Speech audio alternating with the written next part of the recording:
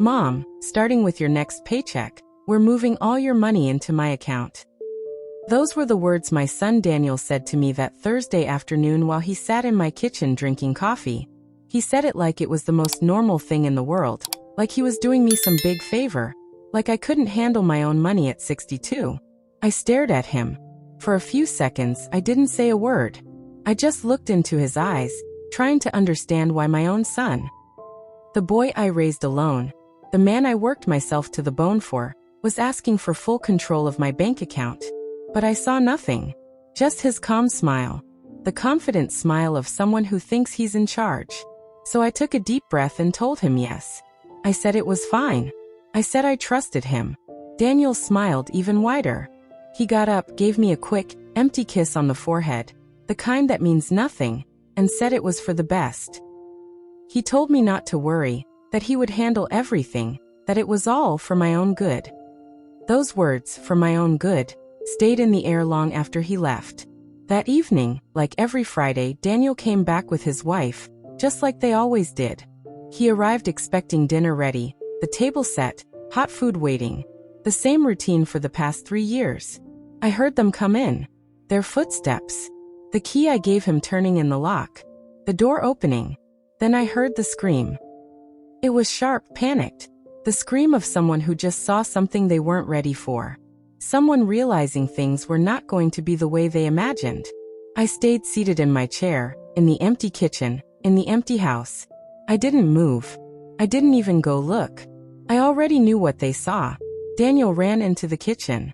His face was pale, his eyes wide. His wife came in behind him, just as shocked. "Mom," he yelled. "Mom, what did you do? Where is everything? Where's the furniture? The TV? Where is everything that was here?"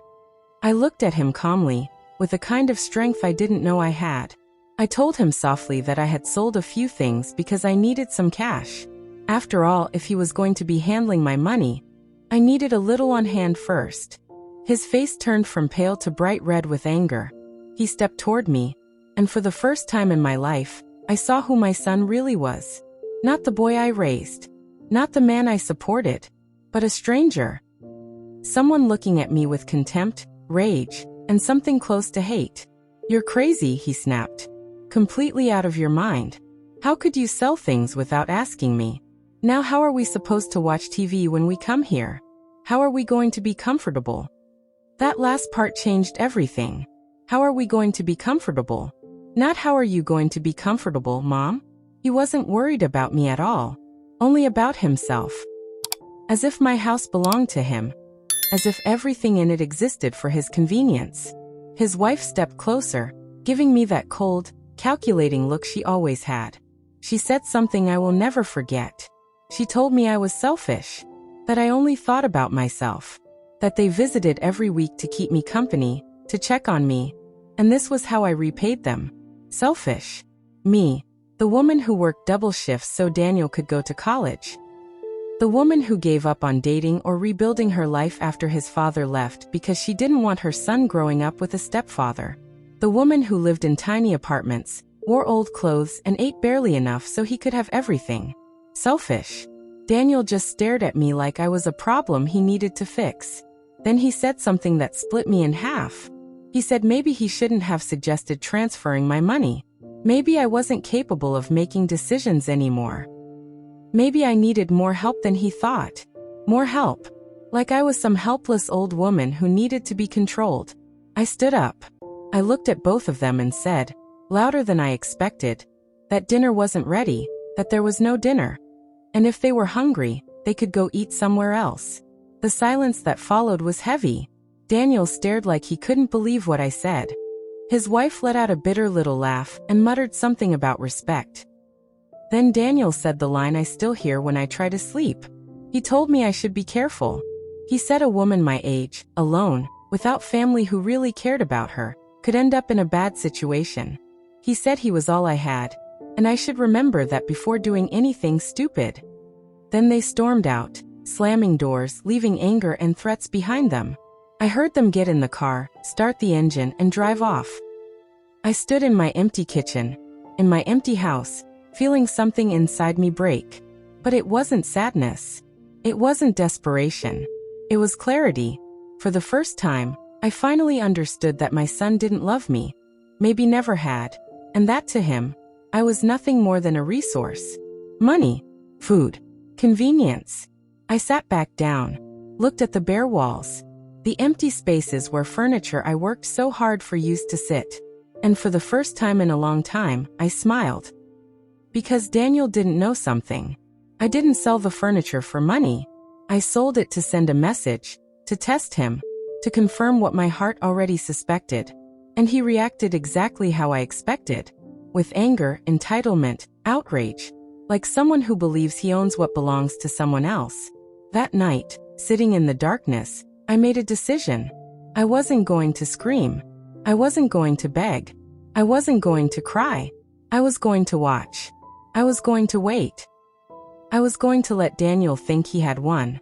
And when he was most confident, most sure he controlled me, I would show him who Eleanor Ellie Johnson really was.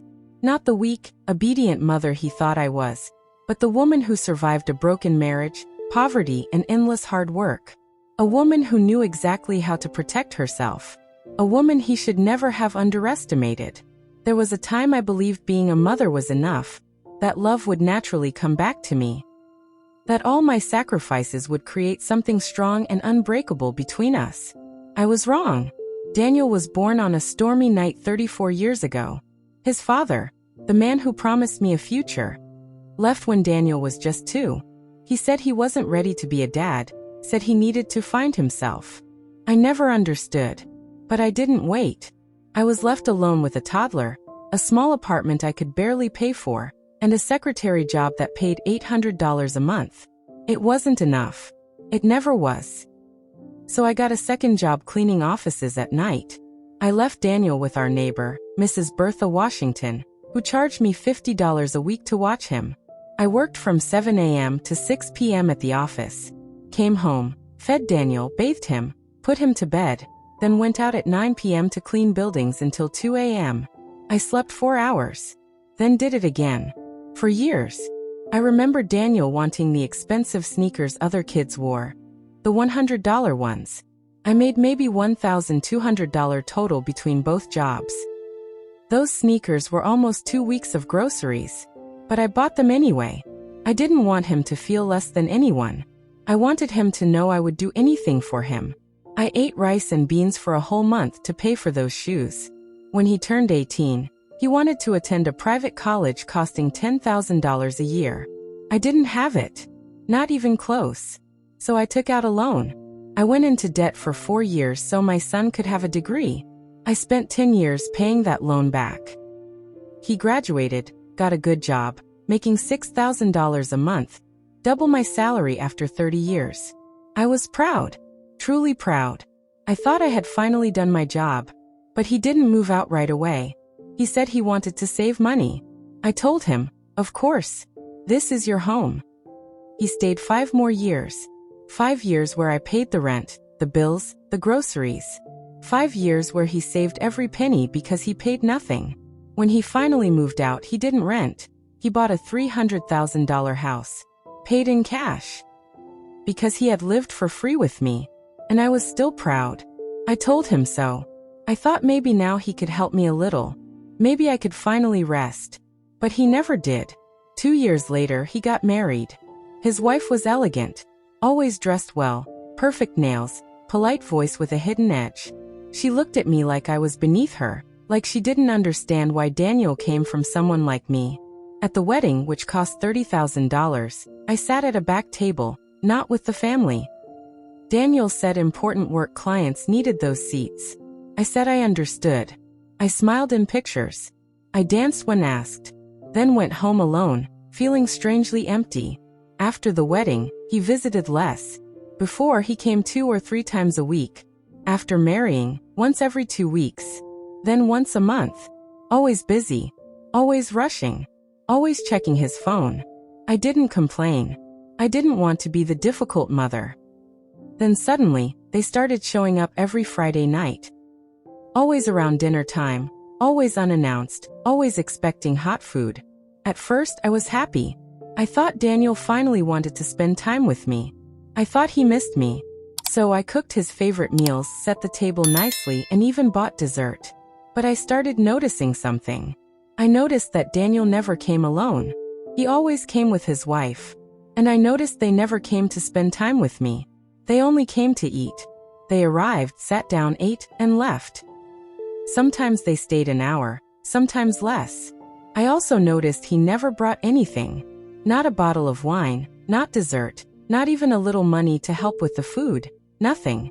One night, after they left, I calculated how much the dinner had cost me. It was $15. Money I honestly couldn't afford to waste. $15 meant I would have to work extra hours just to make up for it.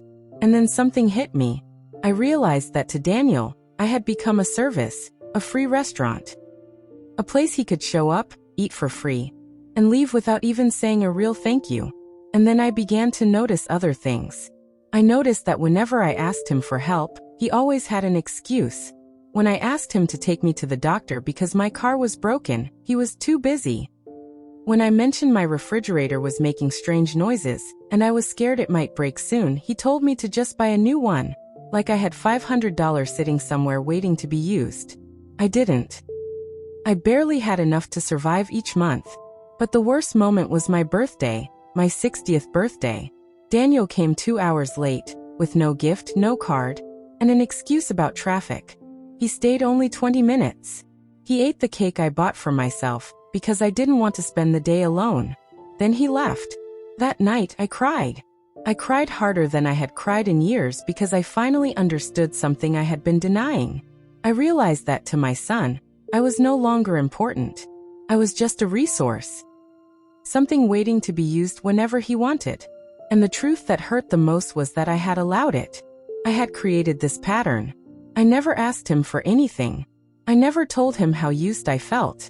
I never told him I needed more from him than quick visits and rushed dinners. I was afraid. Afraid that if I complained, asked for more, or demanded respect, he would disappear from my life completely. And the idea of losing my son, even a son who barely saw me, terrified me.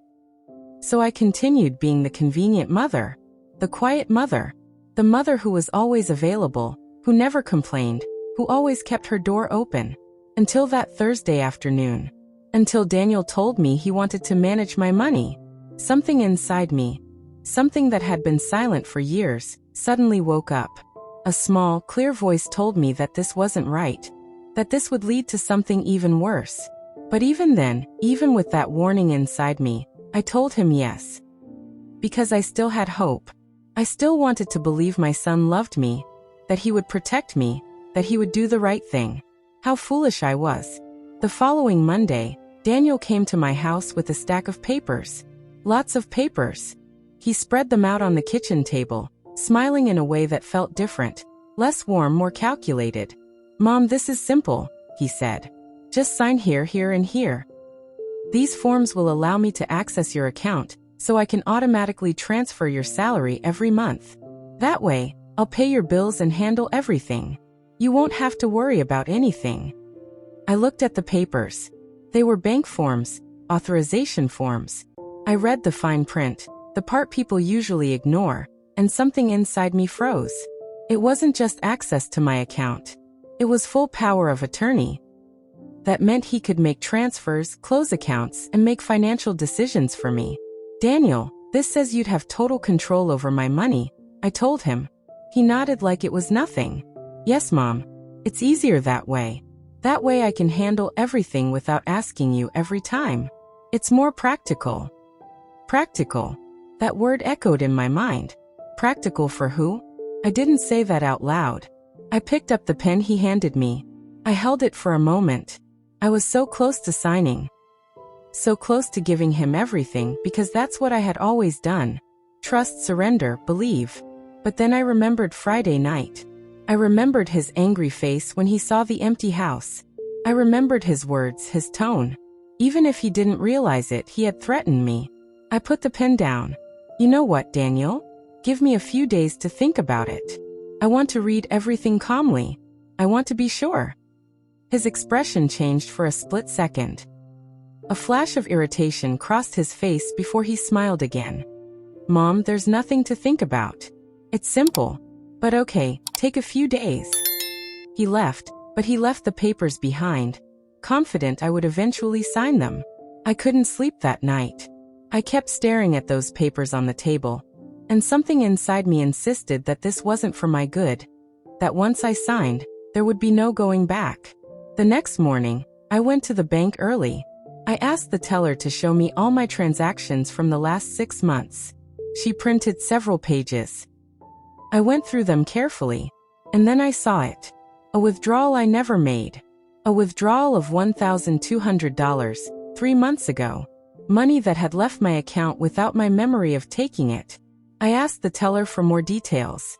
She checked and told me the withdrawal was made at a branch across town, using my debit card. But I had never been to that branch, and my card had always been in my wallet. Except once. I suddenly remembered. 3 months ago, Daniel had come to visit. I was in the shower when he arrived. I told him to come in. When I came out, he was waiting in the living room. At some point, I went to the kitchen to make coffee. My wallet was in my purse. My purse was right there, in the living room, with Daniel. My stomach turned. Everything inside me tilted. Because this could only mean one thing. My son had taken my card, memorized or photographed the numbers, and withdrawn my money without my permission. I asked the teller if anything more could be checked. She said I needed to file a formal claim, and they would investigate. It could take weeks. I told her I'd think about it, and left the bank feeling like I didn't know my own son anymore. But I didn't file the claim, not yet. I needed to be sure. I needed to know if this had happened only once, or more times. Over the next few days, I checked every document in my house, every piece of paper, every old bank statement. And I found more. I found that 2 years ago, when I was hospitalized with pneumonia, someone had used my health insurance for appointments I never made, clinics I didn't recognize. Those appointments used up my insurance coverage, which was why I had to pay for some medications myself that year. I also found a credit card in my name, one I never remembered applying for. It had a $3,000 balance. Purchases I had never made from stores I had never heard of. I called the credit card company. They told me the account had been opened 18 months ago. They listed the stores: hardware stores, electronics shops, home furnishing stores. Daniel had bought a house 2 years ago. He had renovated it. And apparently he used my credit to do it. I sat on my bedroom floor, surrounded by papers, feeling like everything I believed about my life was crumbling. It wasn't the money. It was the betrayal. The realization that my son had been stealing from me for years, treating me like an ATM with no limits, with no feelings. I cried until I couldn't cry anymore. Then I dried my face, picked up the papers, and made a decision. I wasn't going to confront him yet. If I accused him, he would deny everything. He would say I was confused. He would say I was old. He would twist everything until I doubted myself. No, I was going to be smarter. I was going to gather evidence. I was going to document everything. I was going to build a case so solid he couldn't deny it. Only then would I act. That Friday, as usual, Daniel came around dinner time. As usual, expecting dinner to be ready. I had cooked differently that day. I made chicken and rice, his favorite meal from childhood. The meal that always comforted him. He sat with his wife. They ate. They talked about surface-level things, work, the weather, a movie they wanted to see. I watched them like I was seeing them for the first time. I realized Daniel ate my food with the same lack of emotion. He ate fast food. No gratitude. No affection. Just eating something free. When they finished, Daniel pulled out the bank papers again and placed them next to his empty plate. "Mom, the days you asked for are over. You've thought about it, right? Sign this and I'll take care of everything." I looked him straight in the eyes and calmly told him I still wasn't sure. That I needed more time. His wife scoffed. "Ellie, this is ridiculous. Daniel is just trying to help you. I don't understand why you're so distrustful." Distrustful. She used that word. The sad part? She was right, just not in the way she meant. Daniel stood up. His face was harder now. No smile. "Mom, this is for your own good. You clearly can't handle your finances alone. Look how you sold your furniture without thinking. Look at the irrational decisions you're making. Irrational. Selling my own furniture in my own home was irrational. But stealing from me for years wasn't. I didn't say anything. I just stared at him until he looked away. They left without saying goodbye. I stayed at the table, looking at the unsigned papers, realizing the war had officially started. A silent war. One I had to win. Because if I lost, I wouldn't just lose my money. I would lose my dignity, my independence, my life. In the days after that dinner, things became strange. Daniel didn't call or visit. It was like he was punishing me with silence. As if he believed I would panic without him. That I would beg him to come back. That I would finally sign those papers just to get his attention. But I didn't break. For the first time in years, my quiet house didn't feel empty. It felt peaceful. It felt clear. I spent those days going through every detail of my financial life. And the more I checked, the more I uncovered. 3 years ago, when Daniel asked to borrow my ID because he lost his, he had done more with it. He opened a utility account in my name, at his house. For 3 years, the electricity bill for Daniel's home was under my name. And when he paid late, the penalties hit my credit score. That explained why I was denied a small loan last year when my car needed repairs. That explained why my credit score suddenly dropped. I called the utility company. I explained the account wasn't mine. The woman said I needed to file an affidavit, that it was identity fraud. Identity fraud committed by my own son. I hung up and stared at the wall for a long time, trying to understand how we got here. Trying to understand when Daniel became this person. I couldn't sleep that night. I stared at the ceiling and thought about all the times I made excuses for him. Telling myself he was busy. Telling myself I shouldn't expect too much. But this wasn't about expectations. This was about theft, lies, and a son who used his mother like a tool. The next morning, I did something I had never done before. I went to see a lawyer. A small office. The sign said David Chung. I'd seen his free consultation ad in the newspaper. I walked in feeling embarrassed, an old woman complaining about her own son. But the receptionist was kind. And Mr. Chung was gentle and patient. He asked me to tell him everything. And I did. He listened without interrupting. When I finished, he leaned back. "Mrs. Johnson," he said, "what you're describing is financial fraud and abuse of trust. If you sign those papers, you'll give him total legal access to your money. He could empty everything, and you would have no legal way to fight it." His words hit me like stones. I knew they were true, but hearing them from a professional made everything more real. "What can I do?" I asked. He leaned forward. "First, don't sign anything. Second, report the credit card fraud. Third, report the unauthorized withdrawal. Fourth, change all your passwords, pins, everything. And lastly, consider a restraining order if you feel unsafe." A restraining order? For my own son? "I don't want to get him into legal trouble," I said. "He's my son." Mr. Chung looked at me with sadness. "Mrs. Johnson, your son is already in legal trouble. He committed several crimes. The real question is, do you want to protect yourself?" I left with a folder of forms and a long list of things to do. I felt overwhelmed, but also determined. I went straight to the bank. I changed my passwords, got a new card, closed the fraudulent credit card, and filed disputes. The teller was patient and helpful. When I got home, I felt so tired, but strangely relieved. As if a weight I carried for years had finally fallen off. That night, Daniel finally called. His voice was tense. "Mom, we need to talk. Come to my house for dinner tomorrow.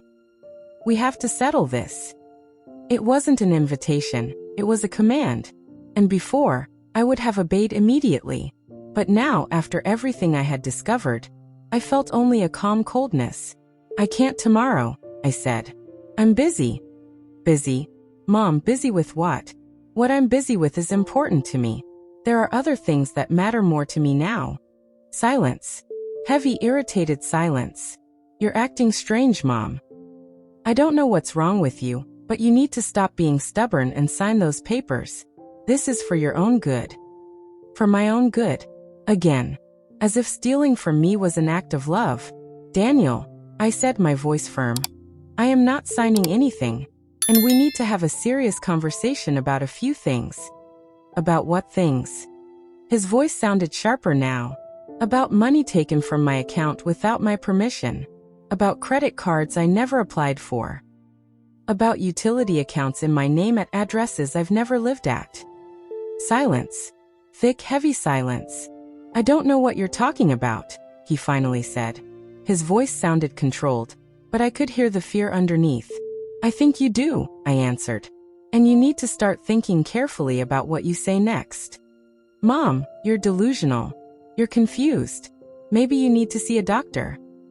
There it was, the card I knew he'd play, trying to make me feel old, confused, senile.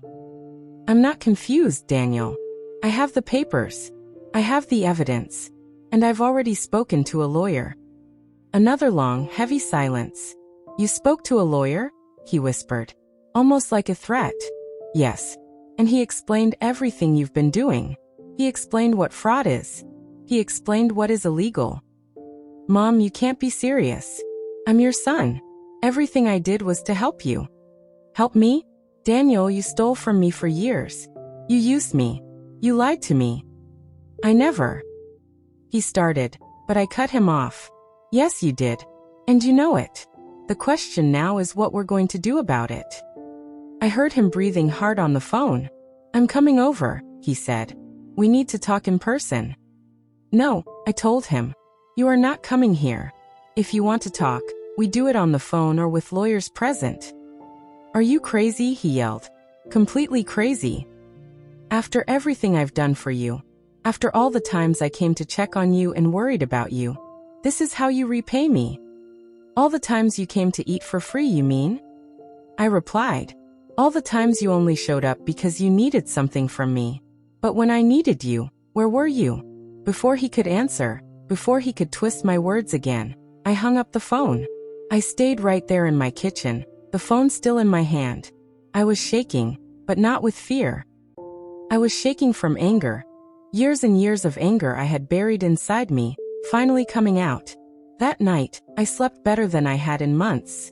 Because I had finally said the truth. I had finally stood up for myself. And even though I didn't know what would happen next, I knew one thing. I was done being the quiet mother who let herself be stepped on. The next morning, I woke up with a clarity I hadn't felt in years. It was like a heavy fog had finally lifted from my brain, and suddenly everything was sharp and clear. I knew what I needed to do. I knew I couldn't stop now. After breakfast, I grabbed my purse and left the house. I had a mental list of all the places I had to visit, all the things I needed to fix. If Daniel thought I was some confused, helpless old woman, he was about to learn how wrong he was. My first stop was the main bank where I kept my savings. Not my regular checking account, but the savings account I had opened 30 years ago, back when I still dreamed about buying my own house one day. I had $20,000 saved there. It wasn't much for a lifetime of hard work, but it was mine. I told the manager I wanted to close the account. She asked if I was sure, if something was wrong. I told her I just wanted to make some changes. She gave me the money in a cashier's check and suggested I open a new account at another bank for better security. I listened. I went across town to a different bank, a place Daniel had never been with me. I opened a new account, one only I knew about, a place where he would never find my money. Next, I went to the utility company. I submitted all the documents Mr. Chung had helped me prepare, the affidavit, my ID copy, and proof that I had never lived at the address where the account was opened. The woman helping me checked everything and said they would start an investigation. She said the account would either be transferred to the real owner or closed completely, and I would no longer be responsible for it. I felt like someone had removed an invisible chain from my shoulders. My next stop was the credit bureau. I asked for my full credit report. I wanted to see everything. I wanted to know if Daniel had done anything else behind my back. They gave me a thick folder. I sat in the waiting room and read it page by page. There was something else. Another thing I had no idea about. A $5,000 personal loan taken out in my name 2 years ago. A loan that had never been fully paid, and was now in collections. $5,000. I felt the rage rise inside me like something sour. I highlighted every fraudulent item. Then I filled out all the dispute forms carefully, line by line, with steady handwriting. When I left the office, it was almost 3 p.m. I hadn't eaten since breakfast, but I wasn't hungry. I had something stronger than hunger: purpose. Then I headed to see my neighbor, Mrs. Bertha Washington. She was 70 and had lived in our building even longer than I had. We'd been friends for decades, though we had drifted apart in recent years. I had been so focused on Daniel, so desperate to hold on to that relationship, that I had neglected other people. I knocked on her door. She opened it, surprised. "Ellie, what a surprise. Come in, come in." We sat in her living room. She offered me coffee, and I accepted. She looked at me closely, her eyes wise and gentle. "You look different," she said. "I don't know what it is, but something about you has changed." So I told her everything. I told her about Daniel, about the money, the lies, the betrayal, everything I had discovered. I talked for almost an hour without stopping. She didn't interrupt, just listened, nodding sometimes, her face showing sadness and something like recognition. When I finished, she let out a long sigh. "Ellie, I knew something wasn't right. Every Friday, when he came, I could see how he treated you, like you were a service. But I didn't say anything because it wasn't my place. But I'm glad you're finally seeing the truth." She took my hand. Her fingers were cool, but her grip was firm. "I need a favor," I said. "I need you to be my witness. If Daniel comes and tries to say I'm confused or senile, I need you to confirm that I'm perfectly fine." She nodded immediately. "Of course. And more than that, if you ever feel unsafe in your house, or if you ever need a place to stay, my door is always open." Her words filled me with so much gratitude I almost cried. But I didn't. I had cried enough. Now was the time to act. That night, back home, I organized all the documents I had gathered. I put them in a big folder. I made copies of everything, kept the originals somewhere safe, and left the copies in the folder. If anything happened to me, if Daniel tried anything, there would be proof. I also wrote a letter explaining everything I had found, everything Daniel had done. I sealed it in an envelope with instructions to open it only in an emergency. I gave it to Mrs. Bertha for safekeeping. I was preparing myself like a general preparing for war, because I knew Daniel wouldn't let this go. He would come. He would try to confuse me, manipulate me, make me doubt myself. But I wasn't the same woman from 2 weeks ago. That version of me had died the night Daniel threatened me in my own kitchen. The woman standing in her place now was different. Stronger, clearer, more determined. On Wednesday afternoon, while I was making tea, I heard a car stop outside my building. I looked out the window and saw Daniel's car. He and his wife got out. They looked serious. They were coming to confront me. I took a deep breath, put my cup away, and waited. The doorbell rang once. Twice. 3 times. Each time louder. I opened the door but didn't let them in. I stood in the doorway, blocking the entrance. "We need to talk," Daniel said. His voice was cold. No fake kindness this time. "I'm listening," I replied. "Inside, Mom. We're not going to talk in the hallway. We have nothing to discuss inside. Whatever you need to say it here." His wife scoffed. "This is ridiculous, Ellie. Stop acting like we're the enemies." "You're not enemies," I said calmly. "Enemies are honest about their hostility. You two are worse. You're thieves hiding behind pretty words." Daniel stepped forward, his face red with anger. "How dare you? After everything I've done for you. Everything you've done for me?" I said quietly. "I have the records. The proof. I know exactly how much money you stole from me. I know about the credit cards. I know about the utility account. I know everything." He froze. His mouth opened, but no sound came out. "And now," I continued, surprisingly calm, "you have 2 choices. Either return every cent you stole, or I go to the police and file fraud charges." "You can't do that," his wife snapped. "He's your son." "That's exactly why it hurts so much," I answered. "Because he is my son. Because I gave him everything, and he paid me back by robbing me." Daniel finally found his voice. "You owe me," he yelled. "My whole life, I grew up without a father. My whole life, I watched you work and struggle. That was your fault. You chose to have me. You chose to stay alone. I didn't ask to be born." Those words felt like punches, but they didn't break me this time. Because now I could see them clearly for what they were. Excuses.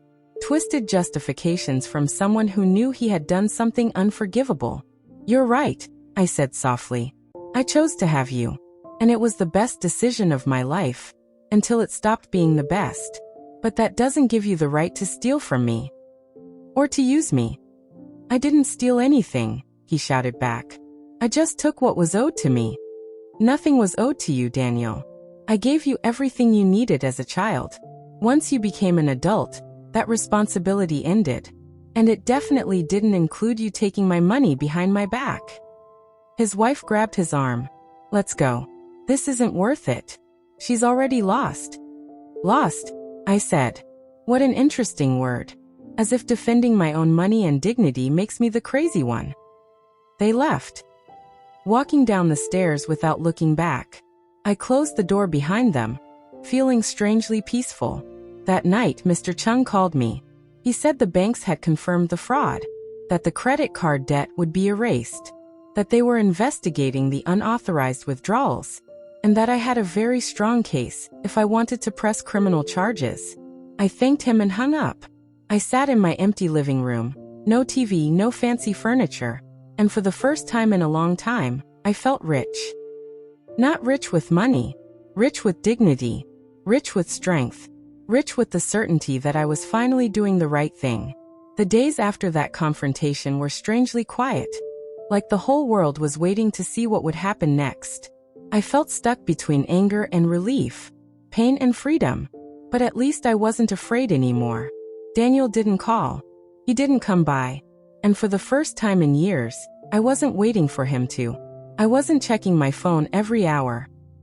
I wasn't making excuses for his silence. But even though he wasn't physically in my life, he was still present in another way, online. Something pushed me to check his social media. I normally never did. It always felt like invading his privacy, even as his mother. But this time, I felt I had the right to know. What I found almost took my breath away. The day after our confrontation, Daniel had posted a picture. Him and his wife in a fancy restaurant, smiling with wine glasses. The caption said something about cutting off toxic energy and keeping only valuable people in your life. As if I was the toxic energy. As if refusing to let him keep stealing from me was negativity.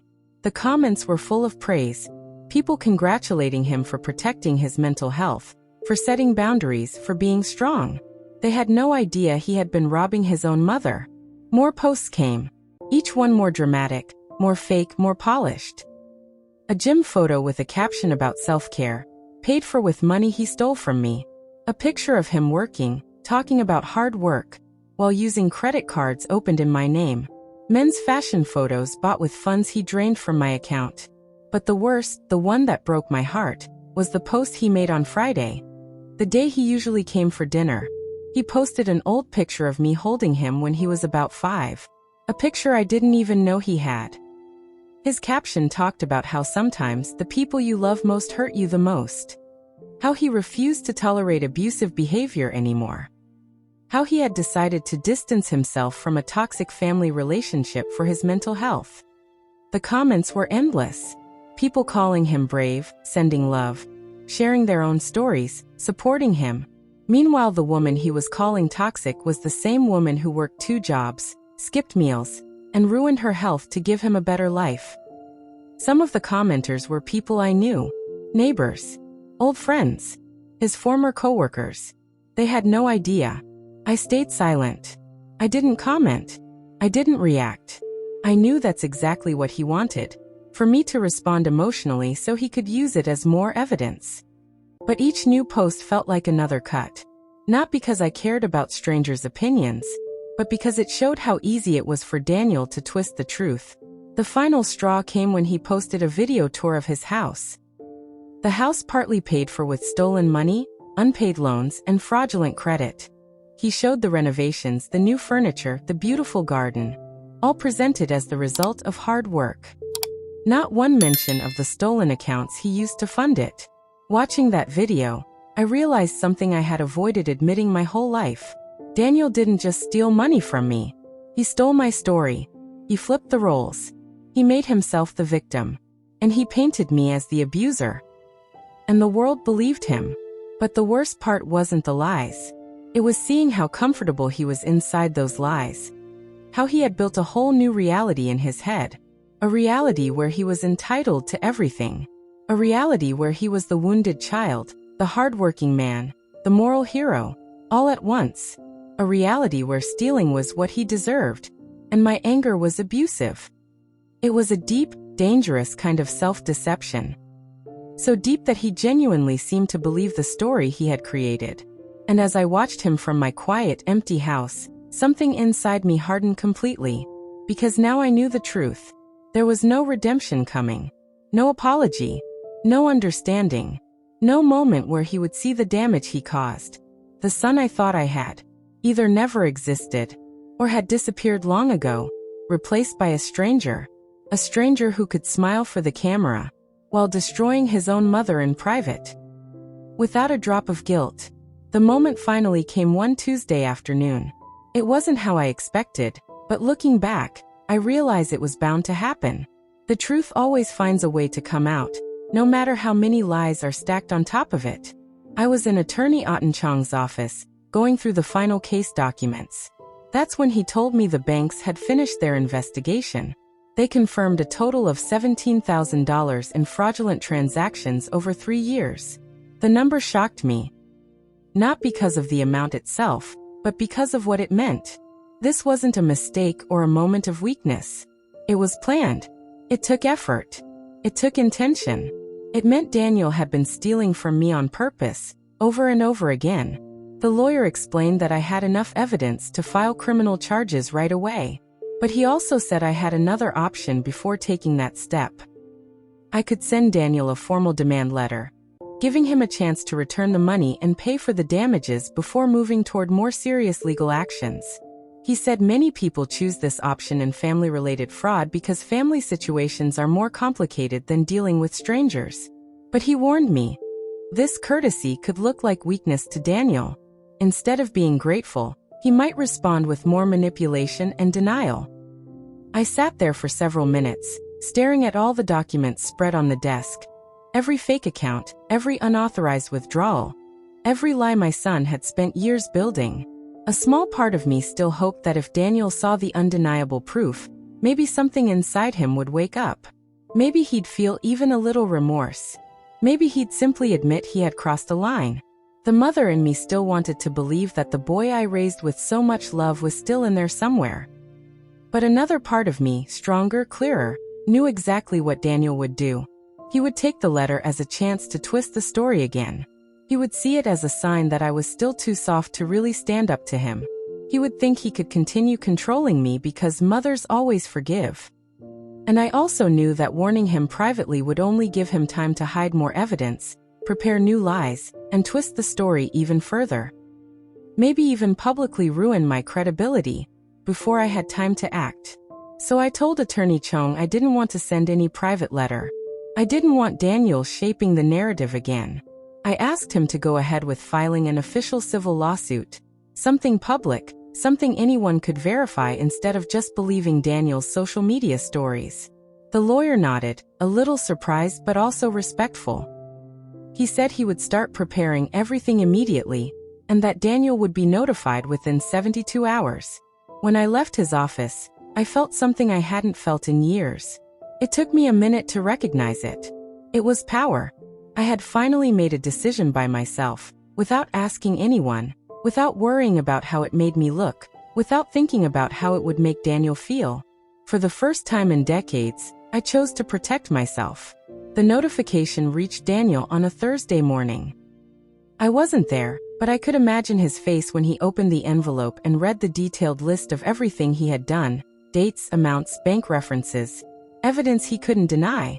Less than 2 hours later, my phone started ringing nonstop. Call after call. I didn't answer. There was nothing left to say.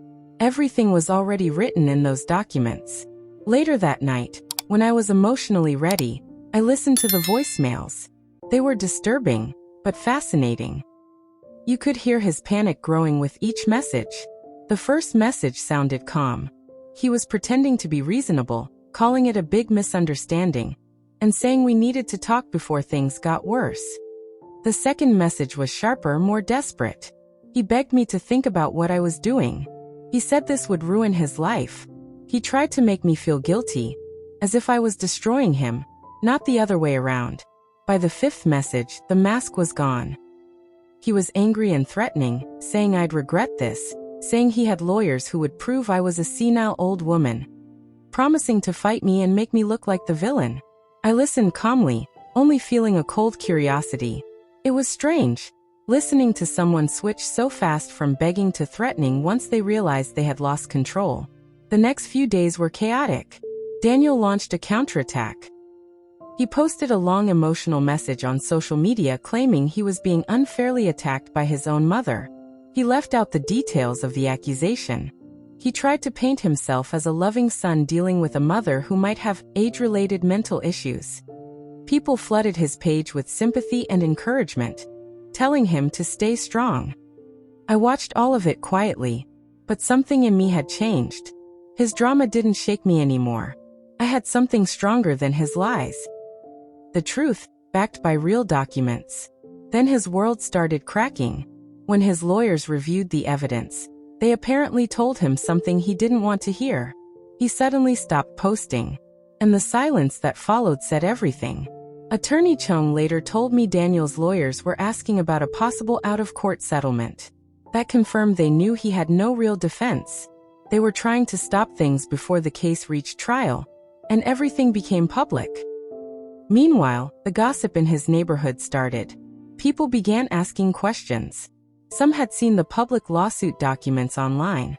Even his wife was angry, not necessarily about his behavior, but about the embarrassment it was causing. I heard from neighbors that there were serious arguments at his house.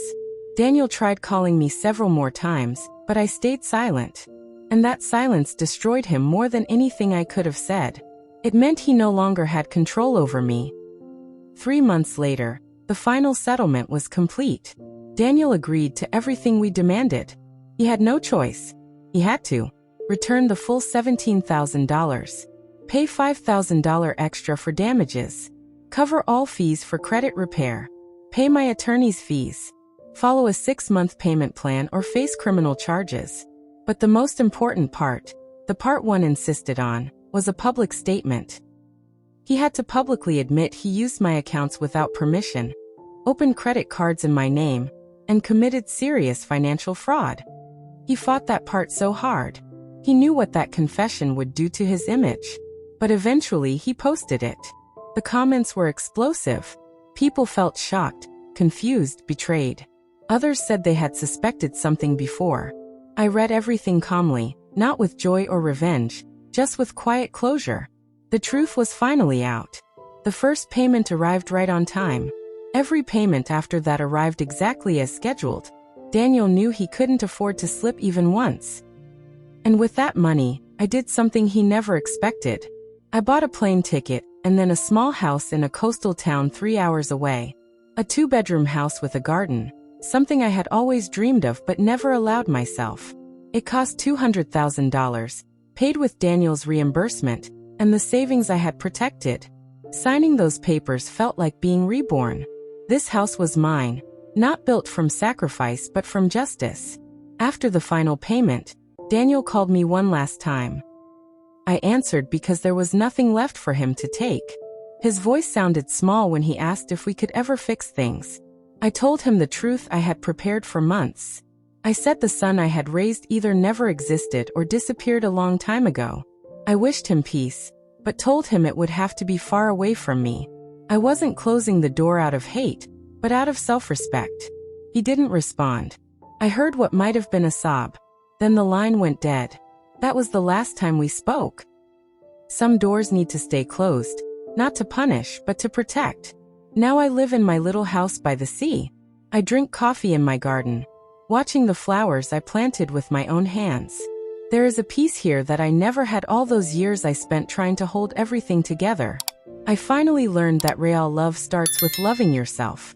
No relationship is worth keeping if it requires you to lose your dignity. Mrs. Bertha visits sometimes, bringing news and gossip.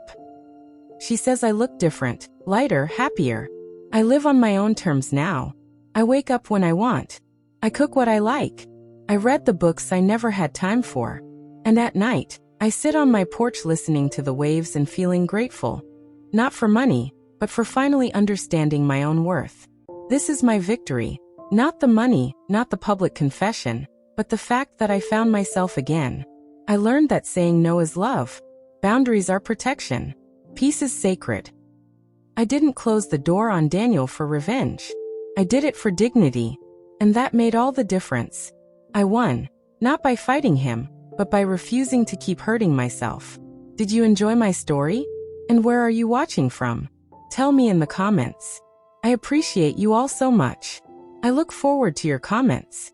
On your screen, you'll find 2 new life stories I highly recommend. There's plenty more on my channel. Don't forget to subscribe. See you in the next story. With love and respect.